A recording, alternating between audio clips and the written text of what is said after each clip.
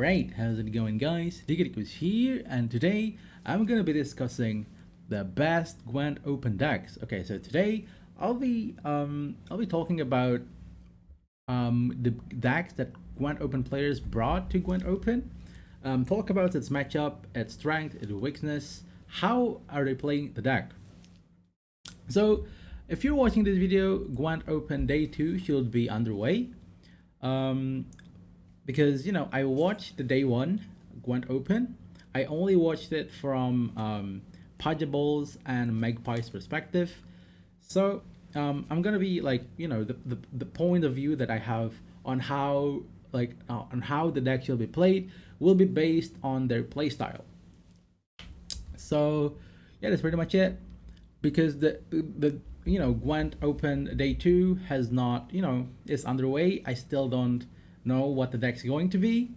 I don't know how the deck is gonna look like, but here's my analysis of the decks brought by the players on Gwent open day 1. So we're starting off with Syndicate. I think Syndicate is a very no-brainer. I think all participants on Gwent open day 1 brought the Syndicate off the books devotion list. Like, it's just no-brainer. It's very solid, mainly because of how it's able to really adapt to what the opponent's playstyle, like how the opponent is playing the game, and being able to have a decent amount of control, having the ability to just bring out a lot of points, a lot of value. For example, with the Gellert Blindheim and Firesworn combo, even Jux, because it's devotion and the deck is playing a lot of Firesworn units, Firesworn cards, it's able to become a decent kind of engine / point slam cards. Yeah, because the deck has a lot of control with Professor, with Horson Jr., Philippa, Mariels, like some decent toll punish, decent control, decent point slam. The deck doesn't overall doesn't go really tall, because Syndicate used to go really tall, because the spender that the best spender that it has was something like Sea Jackal, right? The 4 provision Sea Jackal.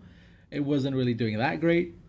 But now with the Eternal Fire Disciple seeing some play, and people realizing that it could be used as a decent spender, as a very good defender in fact, that these days Syndicate doesn't really go that tall anymore, making it very resilient to tall punish, very resilient to wide punish as well, because the deck goes wide but not too wide, that it could distribute its points very well because of the Conjurer Scandal here. And not to mention, like, Conjurer Scandal being a spender that you can't remove, having a really decent value with on deploy. It's a 5-point card. Because it's profit 5, it's a resilience. You can use this cards on multiple round, and the more you use this card, the more value you get out of it, because it's fee 1 gain 2 boost. So it's 1 coin equals 2 boost, 2 coins 3 boost, and so on and so on. So the more you use this card, the more value you get out of it, which is actually like really good. Not to mention King of Beggars here playing really solid, with being able to dash out 13 points of value without actually needing to play it. So that means we're able to play 1 extra cards in our hands and just getting that 13 points of value from the deck, carryover value as well. So I think the deck is very decent. Like, most decks that are in Gwent opens are the same, like most Syndicate decks. They're only like twiddling with the bronzes here. Like, some people chose to play multiple tax collector. Some people chose to not play the tribute cards and just play the Firesworn Crime, the Smuggle, I think it was the Smuggle. 4 provision, 3 power, 1 armor, 3 profit. Because it's a Firesworn card, if you play it with Jock on board on around 3, because it's a devotion, it goes to the 3rd transformation, and when you play a Firesworn card, you get 1 extra coin. So yeah, overall it's just the same. Playing Gellert here, most people, I think all of the people actually, are bringing Gellert instead of Tunnel Drill, which I really respect because Gellert is just a really good card. It synergizes really well with the Swarm from Eternal File Disciple. Being able to just in round one, for example, like you're gonna have in turn four, I believe you're gonna have around 5 to 4 units on board. And with Gellert, if you have enough coins, you can just poison all those units and get a lot of value with Gellert. So Gellert on deploy, if you have 2 units on your board, it's immediately a 9 points of value, just strictly from the Prophet and his V ability. It's a 9 for 7, which it's not bad at all, especially thinking about how swarmy this deck could get with the Eternal Fire Disciple, making every new unit every turn. A Gellert here could just synergize really well with that, and essentially becoming a 2 points of value every single turn. Like with the Eternal Fire Disciple, Prophet 1, gain 2 power that goes wide, and Gellert with one fee, it gains 2 boost on the unit that goes wide. So it's just a really good, really good package. Playing Kurt here, as expected, it synergizes really well. You could use it for bounty and destroy the bountied units with Morels or Horson, or you could use it as a purify. For example, if you're up against Cyrenova, you're going to be able to purify the Cyrenova. Your unit's getting bountied, you can purify the bounty. Your unit's getting locked, you can purify the lock. It's very flexible. So yeah, I think there's really not much to say about it. I believe every player on Gwent Open brought the same list of the books, Devotion, Syndicate. It's really that solid, and because it's essentially good against every matchup, provided of course, granted, you need to draw your golds. You need to draw your value cards and not break your King of Beggars. That's very much it. And yeah, moving on to Skellige. So Skellige, Skellige as well. I think the only Skellige decks that we've seen on Gwent Open Day 1 is only Self-Moon Skellige. We have not seen any like Petricidal Fury Sahil Skellige, no Golden Necker, the Reckless Flurry Skellige.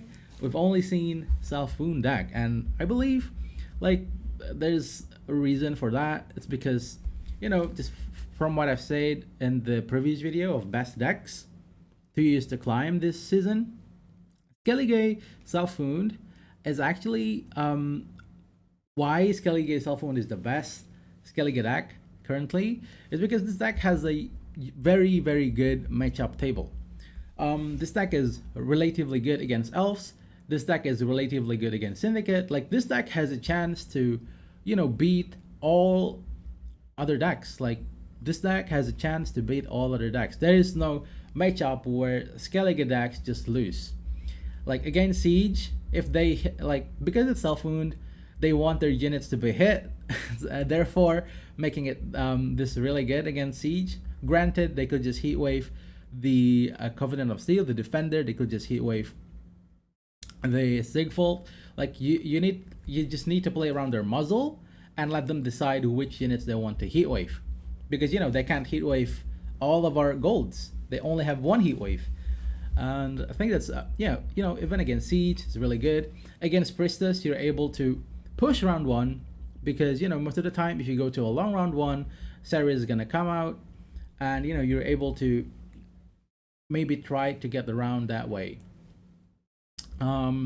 Against Syndicate, against Syndicate is gonna be kind of like really close matchup, because most of the time they have in a long round scenario, they're gonna have like all of the stuff to remove your engines. They're gonna have Professor, they're gonna have Horson Junior, they're gonna have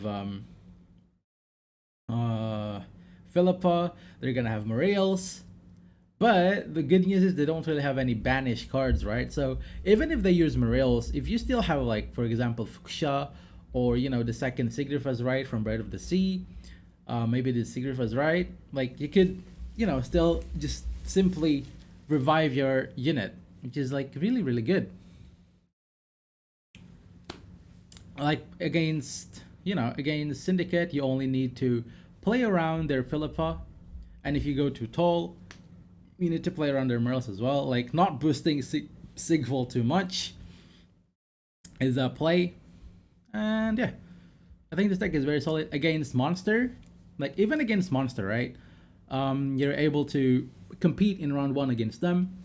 If you have Melusin, if you have the priest and veteran on board, it's really good, especially with restore. Like you damage the Melusin by one every turn, and you just proc the rain on her every turn in round one, and you're gonna have a really good restore value in round one. Like it's a 5 revision that's gonna play for like what, 15 to 20 points, and that's really solid. And one thing that is like I'd like to note here, like playing the Ceres and Covenant Steel is just like really good. It's I think the optimized version of the deck. One thing that I'd like to it's like discuss a little bit here is the absence of Grimace, right? I believe that Grimace is actually a really good card this season because Grimace is a 6 for 6, 6 points of value, 6 power, 6 provision, purify. That's it.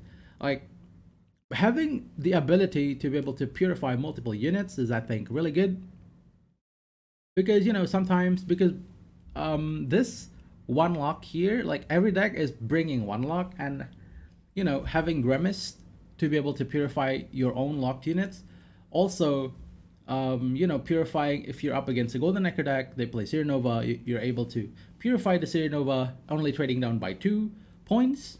I think that's really, really good. Like getting rid of 8 points of carryover going to next round, I think it's very huge. So I'm a little bit surprised I don't see Grimace here, but granted, changing the Grimace to something like Knickers could help you win the round. More like having you being able to win the round is, I think, is really good. Also, the opponent having to factor, like if you pass round one with this deck, Knickers hasn't come out yet, opponent has to calculate the risk of actually Knickers coming out to get the extra 3 points of value, which I think it's very understandable. Yeah, I think that's pretty much it to say. And in the bronze section, I don't think people are running Hafru. Like I think Hafru is the worst cards on the deck. It doesn't really synergize with anything. I just put it in, like in my previous video, I put Hafru in because it's a I won't even say it's solid because it's only a 6 power. It's a 6 power 4 provision unit on deploy immediately, so it's good in a short round situation. But in a short round, if you have your revive, just playing the other run is still solid, right? So they're choosing to play Hermit and one Armored Dracker. Hermit being a cultist, synergize really well with Melusin. Like if you play Hermit besides the Melusin, it gets damaged by 1 every turn, and turns it could damage the Melusin, which plays really well with Restore, and you're able to spam rains on opponent's board, therefore making like Ceres and Restore's value bigger. I think yeah, that's pretty much it about the Skellige deck. Like every single player that brought a Skellige list on Gwent Open brought Self-Earned Urson Ritual Skellige, and the list looks pretty same about all of this. Like it's overall really good against all types of deck. Like there is no deck that really counters this deck. Like no, there is nothing. Like you need to be careful about Savior Laments. I mean, maybe that's why they're bringing this lock. Playing like Savior Lament is just destroy all this like renew targets, all the resurrection targets, which could really hurt. So yeah, playing the build card here, I think I really like it because when you don't have any, and like in a short run situation where your Melusin got banished, you still have a backup target that is field card. You don't really want to play Sigfold. Playing field card heal, if you resurrect it with Fuchsia, it becomes a 16 points, 4 plus 6, plus the rain takes 6 points, so it becomes a 22 point play, which is really, really nice, really decent. All right, moving on to Northern Realms. In Northern Realms, I'm not really surprised. We don't see any Golden Necker list. I believe all of the Northern Realms lists are only like Priestess with one exception, and that is Cams. As you can see, Cams here. Cams is playing Stockpile with Siege, which I really respect, especially since Stockpile just got nerfed heavily this season with the nerf of Amphibious Assault from 13 provision getting nerfed to 14 provision, and Siege Master getting nerfed to 1 power and 1 armor. It's a decent nerf. Like, you're losing points from that, and you have to make adjustment to your decks, right? Because AA got provision got nerfed. So that's why I'm not really surprised to see that you're not really playing AA anymore, Amphibious Assault anymore on the Priestess list. I think overall this list is just the same for every single people that brought Northern Realms. They're playing Heatwave, 1 hard punish, 1 hard control, playing Roach and Vernon Roach instead of AA, because AA is just too expensive, and most of the time if you're playing Vernon Roach, AA just gonna thin your deck to -1, because most of the time you're gonna have your Vernon Roach on hand, your AA on your hand, and you have only 2 cards left in your deck, which is really not ideal. And I like the idea of not playing Trollolo anymore, opting to just play for Lock. Like, it's been a theme throughout this Gwent Open deck list that every deck that they bring has 1 lock, just like a minimum of 1 lock. And I believe like having this 1 lock here is actually pretty important, especially in an open deck list situation, because in like real situation it won't do for like it won't play for that much points, the lock here. But the presence of a lock is actually really good, because for example, if you're up in a mirror, like right in a mirror of Priestess deck, like if you play Ice Thread, you're forced to click the Ice Thread right away, because your opponent is running Margarita, and if you float your Ice Thread, it's immediately gonna get locked, and you're losing value on your Ice Thread. And meanwhile, opponent's just gonna place Ice Thread and click it, therefore getting them 1 value out of the Ice Thread, which makes you trade down the value. So yeah, I think the theme of having 1 lock in every single, like having like at least 1 lock, is actually really good in open deck list, because it forces your opponent to have less value on their engine. I think that's really good. Yeah, the deck has some adjustment. They're not running Ring of Favor anymore. They changed it to Fernand Roach, changing the AA to Roach and Hubert. I mean, Hubert I think exists even before the AA got removed. AA I think just got changed to Correct Heatwave. Overall, the deck now has more control, with the not just having the Ballista and Crow Ballista, but also now having Heatwave and Margarita. It's really good playing Taller here. I think Taller is a very decent card. On deploy, you could use it on range row to get it 8 points, like 8 points for 1 extra draw. Means that you're getting more value out of your wonders, you're thinning more out of your deck, maybe even getting more value out of your Istrid, because if you draw one card on Istrid on board that's not locked, you get the extra boost, right? So yeah, I think this deck is pretty much overall the same. Because of the change to Priestess, or you can say it's a nerf, when you place Istrid on board, I think you're gonna be forced to play 1 leader charge, just like 1, because you need to boost 1 Priestess, and then you could just use Kersarin to boost the other one. Effectively having 2 Priestess in the deck. It's pretty solid, having the carryover from Kersarin and the Ice Thread. So yeah, the deck is overall pretty strong. With the addition of Roach and Knickers, you're actually able to, try and get round 1 fairly easily, and of course Hubert as well, because you're playing ballista. So just for example, imagine in round one you play engine, you play engine, you play engine, and then roach come out, knickers come out, and after all those engines that you played, Hubert come out. Like, it's a lot of tempo in round one, right? And I think the overall strategy here is just to, you know, go round one, try to win round one, bleed round two. I think it's fine to just, you know, bring out the Sunset Wanderer in round two, go to a short round three, having that huge points, huge points with the Vernon Roach summoning instantly a Tridom and the boosted Priestess. Like in a short round, especially if you have Lasse, an opponent has no, you know, has no control over your Priestess and Tridom boost. Like, it's just really, really good, right? Like, for example, against Syndicate, they cannot morale your boosted Tridom. You know, they can't really control your stuff because it's being done in one turn with Vernon Roach.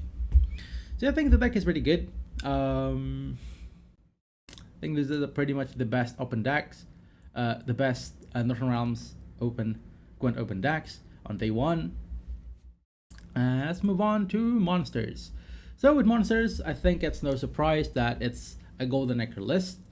I think Monster just capitalize heavily on Golden Nectar list, simply because it's able to dish out like just tons of value, tons and tons of value round one, and you know, having that carryover is actually really good. Especially since Monster, you know, Monster Bronze is actually one of the strongest bronze in the game right now, with something like Self Eater, Witch Apprentice. Overall, the Relic package is really strong. Even with Griffin itself, Griffin with the ability is playing for 9 points. Like 9 points is actually insane, right? That's pretty much it. And again, with the lock here, like, it's just a theme throughout all the deck list. Like, as you can see from even like on the Syndicate, I mean Syndicate has a lot of Syndicate is devotion. Syndicate doesn't need lock, but you know, non-devotion lists just has a lock in them. Like, I think the, you know, the presence of lock in an open deck list just, you know, is really, really good. So yeah, they're playing Toad Prince here. Toad Prince is a really good value card. It's a consume 4 units, so you could use it to consume your own units or your opponent units. Most of the time, you're gonna use it to consume your opponent's units, and you know, because it consumes 4, most engines are, you know, it's a 4 power unit, starting off at 4 power. So, you know, being able to remove one opponent engine while playing for 11 points of value for 8 provision, I think it's really, really good. Playing the Crone package here, their relics. So yeah, mostly monsters just playing relics. I'm quite surprised that no one brought Vampire Golden Nectar, because I think Fledder does more points than all these bronzes, and it's, you know, it's able to, like, I don't know, maybe because of the graveyard interaction, they don't really feel comfortable playing Fledder. But I believe that Fledder is the best monster bronze at the moment. More like, it's, you know, just with Undying Thirst is really good, with Oriana as well is really good. Like, I think Fledder is the best bronze monster, best monster bronze right now. But yeah, I'm not really surprised that people are valuing Gurney over Vampire. Yeah, I think both, like Vampire and Birth of Visgith, is the same. However, Gurney Core is the same.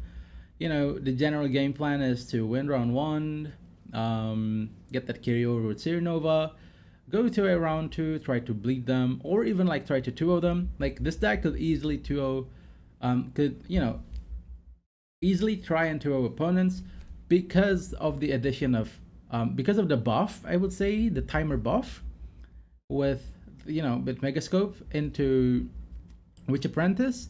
So now if you have Sabbath on your board, and you try to Megascope Witch's Apprentice, it next turn, when it spawned the Witch Apprentice, it immediately goes to 6, which, you know, it goes out of like removal range, most removal range, such as Boiling Oil, I mean, one leader charge precision strike with waylay, like it can no longer be removed that way, and it's a 2 points per turn engine, which is really really good.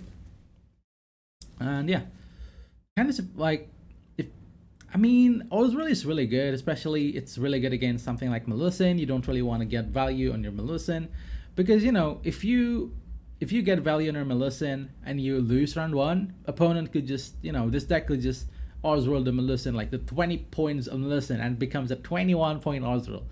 It's really really insane. I'm not surprised to see Oswald here. It's a really good tech card.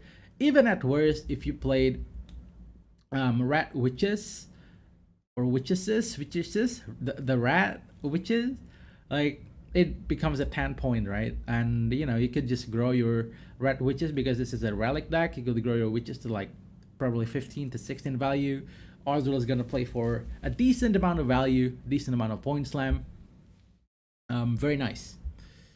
Yeah, playing Erendite here. One thing that I like to note here is that they don't play. This deck doesn't play that much special, right? When you look at it, Golden Echo could only pull Megalithor and Erendite in the deck. And that's really spooky. Because, if you like, for example, in a round 3 situation, right? You played your Erendite, and you played your Megalithor, and you only have Erendite, and you don't have Golden Echo in hand, and you have Erendite in hand. Like, what you gonna do? You're gonna, like, you have one mulligan away, like one mulligan remaining, and you have Erendite in your hand, and you don't have your Golden Echo in your hand. Like, are you gonna try and look for Golden Echo because it's your value card, right? Or are you gonna kick the Erendite, or are you just gonna kick another card? And if you draw Golden Echo, you're losing value on your Erend, like pulling the special card. Like I like this thing is it's very strong, but I would put one more special card in here if I were this guy who played this. And yeah, overall I think the deck is very strong.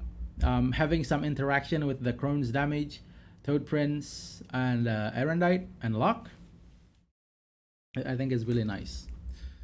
Alright, moving on to a Nilfgaard. So it's no surprise, the only Nilfgaard deck that we see. I mean, not only.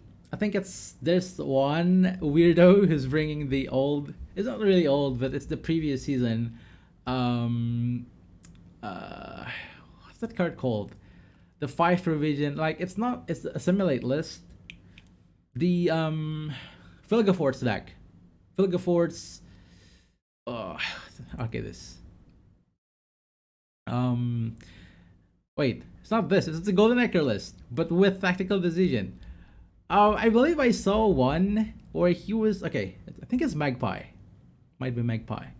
No, it's not a Golden Echo. Oh man, I did. Oh, this one. It's not a Golden Echo. No, it's the Vilgefortz Renegade list with playing Operator round 1 into Imperial stuff, and then immediately locking it. Like, only one person brought this list. The rest brought either the Golden Echo tactical decision or the Golden Echo imprisonment, which I think is very similar. It's not that much difference. The only difference I think is imprisonment. I think is more consistent than the Imperial formation tactical decision. But I mean, I think it's just preference, right? This is more points with Dodric and Snowdrop combo. Like, Snowdrop into tactical decision into Dodric, it's just like a lot of points. Because, you're getting 2 points per turn. A lot more engine, but it's less flexible. Because, you're gonna be forced to... Like, if you're getting bled in round 2, I think you're gonna be forced to play your leader ability. Because like, I don't think you could play your Golden Echo before you play your leader ability. It's just very prone on breaking. Like, oh wait, it actually doesn't play the. Oh wait, really weird. Oh, it's just playing tactical decision for Golden Echo target. Okay, so that's really good. It's not playing the mage. Oh, what's that card? The 5 provision, 2 power, 2 damage unit. It's not playing a fun. It's just playing a tactical decision for the snowdrop value, which I respect. But yeah, most of the nilfgaard decks are just imprisonment, the standard golden nectar list created by Pajable. You know, mysterious puzzle box, being able to transform one of your 4 provision units to a 13 power unit is just really insane, because you know, if they chose to transform their cards into a thing from the box, Vivian could actually, you know, immediately destroys it, right? So Vivian will always trade up with that thing from the box, and therefore making it, you know, it's essentially a guaranteed 13, like a guaranteed 7 here, 7 points for 5 revision that transforms this 5 to 6 power card into a 13 power card, which is a really good value, really good value. Playing imprisonment here gives the deck some form of control. Like, I think this deck is more of a control kind of deck with invocation, erendite, Filga forts. When you look here, it doesn't really have that much engine. I believe surrender could be changed here because no one is actually bringing dwarfs to the tournament.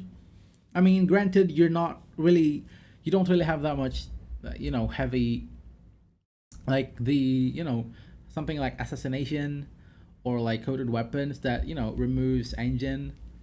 So, you know, you only have like 3 hard punish here: invocation, Filga forts, and erendite. Like 3 cards that could kill a unit. So I guess surrender is actually really good, but you know, I believe that surrender is being put in just to attack against dwarfs. Like, you know, they play a lot of roadie dwarfs. You just play surrender and they surrender. No pun intended. I mean, pun intended, but still, yeah. I think this deck is more of a heavy point slam deck with Nilfgaardian Knight, Megascope combo value. A seer, you could use a seer for the second invocation, or even like playing erendite multiple rounds. For example, you play erendite in round 1 for 8 points of value, and you know, you kind of don't want to waste, you know, just having played 2 erendite like 2 times. You just, you know, assert back 1 erendite and then play the erendite next, or you know, you could just use it for roach. A really good value, 10 points for a 7 provision card. Playing the Cantarella with Gorthur Gavade, really good. You know, you could get there. For example, they played Hengaith, they stole one of your units, stole away one of your units. You could you could use their Hengaith sword, you could use their erendite, you could use their heatwave, all sorts of stuff. I think the Cantarella Gorthur Gavade combo is actually really good, and there's nothing more to say about this deck.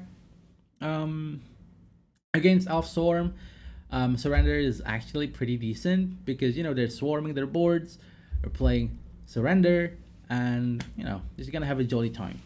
But I think, how do you play this deck, right? This deck is really like, it's really hard to say what this deck is good against, right? Because against monster, I don't believe you're gonna have enough control for them. Like, I mean, against monster, you have surrender for the Self Eater. Of course, you can Cantarella one of their good units. You can invocation their good units. Let us know. Like, when you think about it, this deck is actually pretty decent. At the same time, does not really have enough points, but it has a lot of control, which makes it, you know, a very controlless type of deck, which I think is kind of a good against points oriented decks such as monster or skellige. But against elves, it's very questionable. I think people from Gwent Open chose to bring this deck because of simply points oriented decks. Moving on to the scoiatel. So I'm honestly quite surprised that the amounts of people that brought elves that I ambush and precision strike is kind of like 50-50. Not like 50-50, but it's more elf dominance than precision strike. Like, I think there's only like 2 people that brought precision strike. Most of them are bringing elves. 1, 2, 3, 4, 5, six, seven. I mean, it's like 50-50, right? One, two. So that's like seven Deadeye Ambush. And one, two, three, four, five, six. Six. So it's six and seven. It's actually 50-50 with the people that brought Precision Strike and Elves. Both of them, I think, are equal strong. And most of the time, this both scoiatel decks, these two decks wants to go first. I believe they brought this deck as a blue coin deck, like being able to play Vanadane into like playing two Waylay is very strong, and being able to blue coin, just play Scenario or Vanadane, and then bleed them in round two, or even somehow if you haven't played your Vanadane yet in round one, you just play Scenario and play your Elf Bronzes, bring Ellerin out, win the round that way. You could bleed with Vanadane, you play two Waylay from your hand, bring the Waylay back to your deck with Alyssa, and then, just if they don't lock the Vanadane or remove the Vanadane, you could just use Simulus that way, and then Vernotial. Like, it's a lot of damage. Really not surprised. Very good blue coin deck. It's the same case with Precision Strike. In the case of, you play Vanadane round one, you play two Waylay from your hand, bring them back with Alyssa, and if they don't try to fight the round, you go to the next round. You can just play your Dwarf package here with Munro and with Zoltan and Munro, and then you just don't if they don't remove your engine, you can just try and usually do the charge and Waylay Simulus into Waylay, and then kill all their units, kill all their engines, and then essentially just two of them that way. So I'm not really surprised with this two version. With Precision Strike, you're running Ornate Sensor because it's easier to get that from the dwarves here, the 1 power dwarves, and the 2 power from your leader ability, a Brocculon Sentinel. And with the Day Ambush, you're playing Heatwave. Very understandable. You need some sort of hard punish for something like against Skellige, right? If you're up against Skellige, because they're playing Self Wound, as I said before, they want your units to be getting hit, right? And if you play Sigfold, you're just gonna give them more bleeding, more value to Sigfold, which in turns you kind of want to Heatwave them. I think there's really nothing else to say. Like, when you have a guaranteed way of deciding when you move first, like if you know that you're gonna have blue coin, I think this deck is gonna be very, very strong. These two decks are gonna be very strong, as they're designed to be a blue coin deck. As in if they're in, if they have red coin, they play Scenario. They played Scenario. They try to push the round.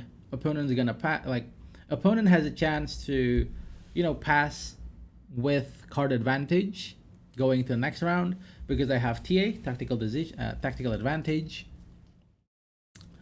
And yeah, very, very solid blue coin deck that has the explosive ability to be able to 2-0 the opponents in round 2. Very, very nice. I think there's really nothing to say about it. The matchup, even against monster, right? Even against monster, you could deny them their Sabath ability with the Orf package or the Simulus package, the Elf package here with Yavin, and the damage from Dual Bloodthorn Archer, the damage from Vernotial. Against monster, you could deny their Sabbath, Sabbath. Overall, very, very solid. And yeah, I think that's pretty much it. Most of these decks are just the alternate decks that players use, that players bring to open day one. Nilfgaard Imposter, Nilfgaard Tactical Decision Golden Necker, and Arcus Swarm. I think this is a very when you play Golden Necker Arcus Swarm, it's more of a control oriented list than a point oriented list, right? You look at all these cards they're playing, even though they're playing Chimera and Arcus Nest, I don't they're playing Ornate Sensor here, playing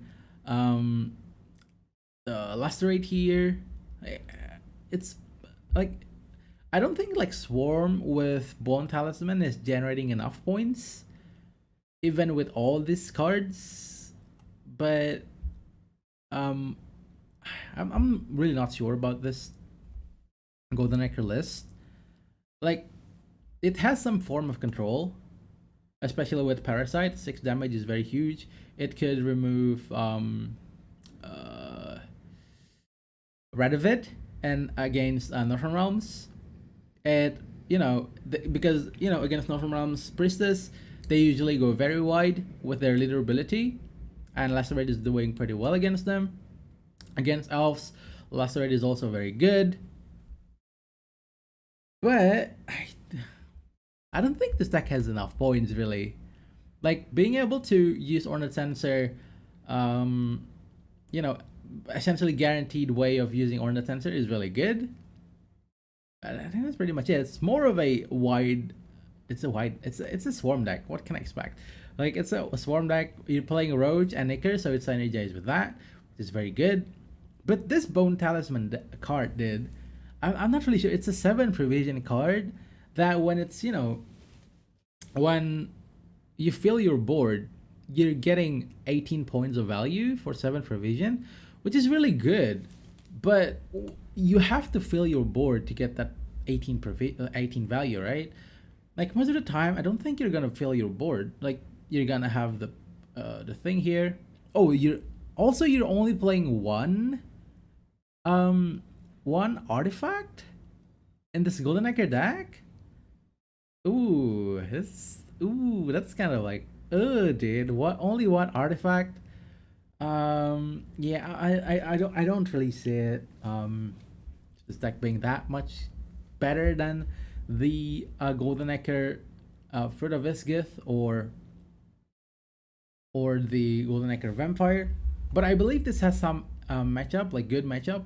Like this deck doesn't really have any removal, does it? Like any hard removal. So for example, against skellige, the only thing they could wish for is getting this Ornate Sensor value, and they could just play around the Ornate Sensor value very easily.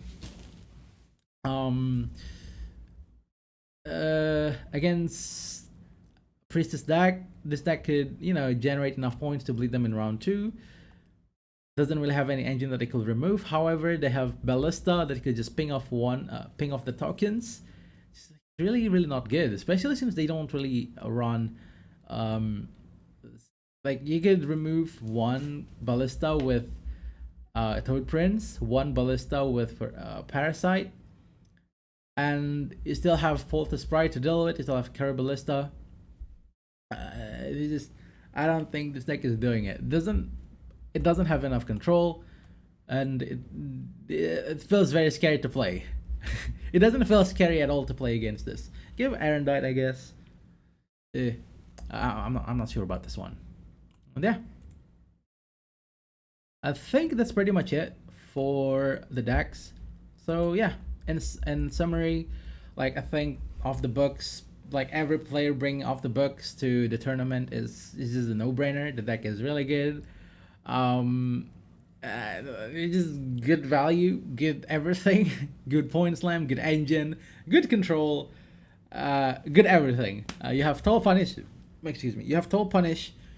You have value. You have engine. You have everything. Very, very nice. Very typical of Syndicate. As Syndicate is, it was known as the faction that has everything. With Philippa, they have Yoink, they have Toe Punish, they have White Punish with Thin Boy, even though people don't really play them anymore. They have Going Wide with Fire Sworn. They have Going Tall, like that. They have everything, right? They have Point Slam with Luisa Savola. It used to be. And they now have carryover with King of Beggars. It is really, really nice. Like being able to get 13 points of value out of your deck, like not needing to play any card, not needing to play the card. This is really, really good. It's really scary when you break this, and that's pretty much the downside of the deck. Very good value bronze, very high value bronze, I should say, like Shady Fender, being able to play a crime. If you get a Fire Sworn Crime, it synergizes with Jock as well. And Salamander Mage, since you're playing a lot of tribute cards in the deck, this card is actually really, really good. Conjurer's Candle being a spender that the opponent can't interact with, and it being able to generate essentially more value as the more time you use it is actually very insane either. It's very insane too. And Kurt being able to use it for bounty, getting more value for you, or a purify. Like, this card is just overall really, really good, very flexible. Self wound. No, yeah, I think this deck, Self Wound, is just the most flexible skellige deck at the moment. It wins against a lot of matchups. It's good against a lot of matchups. Yeah, I think that's pretty much it to say. Playing Ceres and Defender. Ceres is very good and trying to help you in round 1. And if you try to, to preserve Ceres for later rounds, he's still playing for really good points. Playing one Lock here. It's a theme. Like, Lock in an open deck list is just really, really good. I think every deck in an open deck list, like, if you know what you're, like, having Lock, like, letting the opponent know that you have Lock means that you could, reduce the engine value of opponent's engine. It's really nice. The best deck for Northern Realms, I think it's been proven that it's Priestess deck with some sort of control, with Heatwave and Lock, playing the usual board interaction engine such as Carabalista and Ballista, having the thinning card such as Siege Master, Vernon Roach. I mean, Vernon Roach especially, because like, you're able to play both Priestess in a single turn. Really, really good. Or just like try the man Priestess in a single turn. Monster, I'm quite surprised to see for the Viscith here. I mean, it's really good, but I think it's just like, I still believe that Vampire Golden Nectar is much better. Especially since Flutter, I don't know, I might be biased because I really like Vampire, but I think that Flutter is just the best bronze monster at the moment. This is really good value. Like, most of the time you could go to 20 points with Flutter, right? It's just really, really good. Like, 20 points for 6 revisions, I don't think like Self Eater could do that. But yeah, people are most Gwent Open players chose to bring Guernicora. Very understandable, very respectable, since it's a really good leader to try and bleed your opponent. It's a really flexible leader. Even in a short round 3, you're still able to get this 3 points value leader, and it's very, very decent. With Nilfgaard, as expected, it's a Golden Nectar deck. Really, there's nothing else to say. Yeah, playing Arandides is really good. I mean, apparently, like, this is like, the deck doesn't really have any engine, right? It's more of a control-oriented deck with some point slams, some controls, and it's pretty much it. Like, they have 2 tall punish, with invocation being able to yoink opponents' golds, and Filgaforts being able to essentially break the Priestess because it brings out a unit from their deck. And you could just use Leader Charge to kill it. Or, you don't need to kill it because it's deploy gain charges, right? So you could just use Vilgaforts and it will bring out 1 Priestess from the deck. Or even Cantarella to get their Priestess back. It's really good. Yeah, I think this deck overall has a really great matchup against the Priestess deck. A really great matchup against Monster. Really great. It's not really good against Scoiatel, but it could get there. Like, they don't really have any tall units that you want to use. Filgaforts and Invocation, they're mostly just gonna kill all your stuff, and you won't have enough points to counter them that way. Yeah, it's you could still win against Scoiatel. Like, for example, you could Invocation their Vanadane. You could Invocation their Vernocial. But I mean, they're just going really wide, and your only wide answer is the Surrender, which doesn't kill their tokens, like the Elven Deadeye tokens. Yeah, It's gonna be really hard matchup against Scoiatel. So I think most players are trying to bring this deck to win against Monster or what's that? Monster and Priestess deck. Okay, and the last deck is the Scoiatel. No brainer that most people. I mean, like it's 50-50 between Deadeye Ambush and Precision Strike. Both of them I think are really good, really good, a really solid below coin deck. Being able to play Feign Death round 1, try to get the round that way, bleed them with Vanadane and Vernocial. Like Vanadane, similar as Vernocial, has the explosive ability to just get the 2-0. And even in the short round, you still have 9 points of leader ability combined with, good value elves bronzes like Dolblath and Archer being able to play 4 and 8 points. It could even be 9 points. Or no, 10 points, 8 points, or 10 points, which is really good. Like, yeah. Playing 1 Purify here. Very nice. Having the hard Toll Punish has a Heat Wave. Helps against the matchup against skellige. Or even like Priestess, right? I mean, against Priestess, I think most of the time you're just gonna try and 2 of them.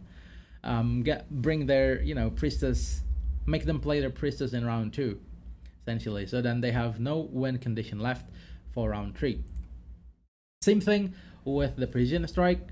You try to win round 1, with this Ring of Favor. Oh, I think this is the Magpie's list bringing a Ring of Favor. You could try to win round 1 with Vanadane, Ring of Favor, the Elfin Bronze, even with the, Dwarven Berserker here with Dwarven Chariot, really good value. You play Dwarven Chariot, you play Dwarven Berserker, essentially taking for 1 point of engine, 1 pink engine, return.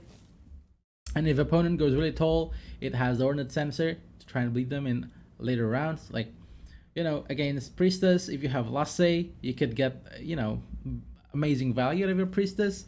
If you go to a short round and you have Lasse, they're gonna have to play around, like, the Priestess deck won't have a lot of units to boost, therefore making Ornate Sensor a really good value cards. I think that's pretty much it for the decks, for the best Gwent open decks. Bear in mind, since I haven't seen day 2, so this list won't be perfect. This is the best Gwent open 1 deck list that I've seen. And bear in mind that I only watch Paja Balls and Magpie's perspective, so I don't really know how the other players' match went. Yeah, that's pretty much it. What I think is the best open Gwent deck. Also bear in mind that this doesn't really reflect how good this deck will be on pro ladder, because with tournament decks you get the right to decide whether you go first or second. You know when you are going first or going second, which means that choosing decks that heavily rely on coin flip better. For example, like elf decks or the scoiatel decks, being able to having a guarantee, like knowing that you are going first. So most of the time when you go first, you're just gonna pick scoiatel deck because it's heavily favored when the scoiatel deck goes first. Yeah, that's pretty much it for this video. If you guys enjoyed it, go like the video, subscribe, and all that jazz. Let me know what you think about what's the best Gwent open decks this time. Any feedback will be appreciated, and see you next time. See you in the next video. Bye bye.